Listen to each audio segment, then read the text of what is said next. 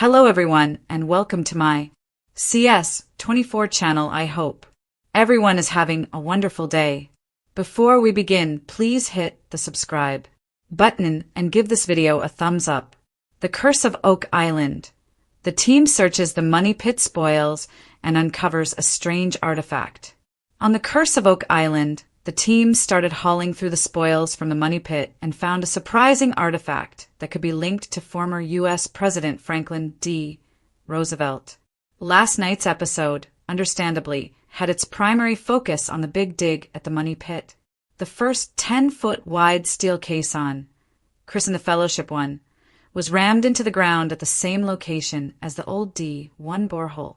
The guys reckon that this site holds the best chance for uncovering treasure.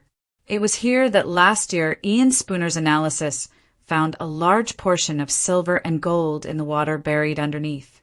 It's also where they found wood that was carbon dated back to 1488. And most impressively, it's where they found fragments of gold on 2 pieces of metal. The process is very straightforward. ROC Equipment uses the oscillator to drill the hole, and Irving Ltd. then sends down the massive hammer grab, which can pull up 11,000 pounds of dirt. This dirt is then spread out by Billy Gerhardt so that Gary Drayton can efficiently run his metal detector over it.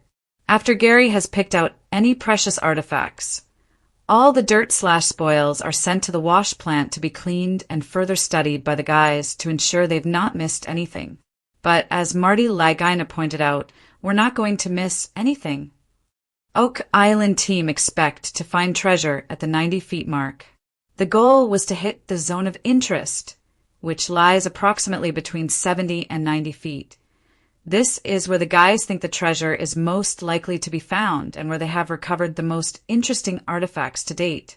And once they hit that mark, the hammer grab started pulling up wood, a lot of wood, including fairly large beams.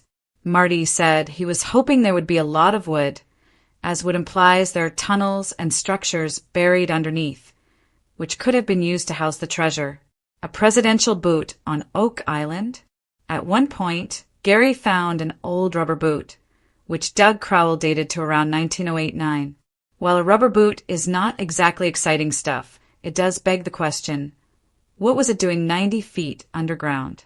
Doug then pointed out that a major dig at the money pit had occurred in 1909, a dig that was attended by no less than future U.S. President Franklin D. Roosevelt. The possibility that this boot had belonged to FDR greatly amused the guys and would certainly be a fun piece of history if it could be confirmed. However, many fans will be hoping the team finds something a bit more shiny and valuable next week. The morning sun crept over Oak Island with its usual quiet persistence, spilling light across the dig site that had become more familiar to the team than their own homes. The money pit spoils, a vast stretch of dirt and debris sifted from centuries of desperate digging, stood like a stubborn puzzle awaiting yet another attempt at decoding. Rick Lagina, steady and deliberate as ever, stood at the edge of the spoil piles with his arms crossed, his boots planted firmly into the soft earth. His eyes scanned the mounds of earth and broken rock, trying to imagine what secrets might still be hiding there after all these years. Every shovel of dirt from the money pit is a piece of history, Rick reminded the crew, his voice steady but hopeful. The men who dug here 200 years ago were chasing something. If we look closely, maybe we can find proof of what drove them. Beside him, his brother Marty adjusted his safety glasses and gave a half smile. Well, Rick, let's hope it's more than rusty nails this time. Though, at this point, even a rusty nail with a story would be good. The team laughed, but the truth lingered in their minds. So much had been uncovered on Oak Island, yet the heart of the mystery, the treasure, the truth, remained elusive. Gary Drayton, metal detector in hand, was already pacing along the spoil piles, his headphones snug against his ears. The familiar hum and occasional chirp of his machine echoed through the site. Gary had an uncanny ability to turn discarded fragments into tantalizing hints of history. He called it the eye of the tiger, and more often than not his tigers I paid off. Within minutes, Gary stopped. His detector let out a sharp, insistent signal. "Now, that's what I'm talking about," he shouted, waving for the others to gather around. "We've got ourselves a Bobby Dazzler, boys." The crew hurried over as Gary carefully dug into the spoil pile with his trowel. The dirt gave way to something hard, a dull glint catching in the sunlight. Slowly, he brushed away the soil, revealing a small, oddly shaped object. "Looks like a piece of metal," Marty said, leaning closer. Gary held it up between his fingers. The object was no bigger than a pocket watch, but its shape was unlike anything they'd seen before. An uneven disc with intricate etchings carved into the surface. The designs were faint, worn by time, but still visible, a series of intersecting lines and symbols that looked almost mathematical in precision. "Could be a piece of a navigational tool," Alex Lagina suggested, squinting at the markings. "Or maybe part of an astrolabe." Doug Crowell, always the historian, adjusted his glasses. "Those lines look similar to early cartographic marks, like something you'd see on a mapmaker's instrument." He hesitated, lowering his voice. "But the symbols in between, they don't look European."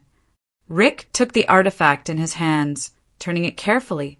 A strange weight seemed to hang from it, not just in the metal itself, but in the mystery it carried. "This didn't get here by accident," he murmured. The team gathered around the artifact table, brushing dirt away and snapping close-up photos for analysis. The etchings were studied under magnification, each detail sparking new questions. "What if it's connected to the Templars?" Jack Begley asked, his voice carrying both excitement and awe. "We've seen symbols like these before. Crosses, coded lines, things hidden in plain sight. What if this is part of a key? Or part of a puzzle?"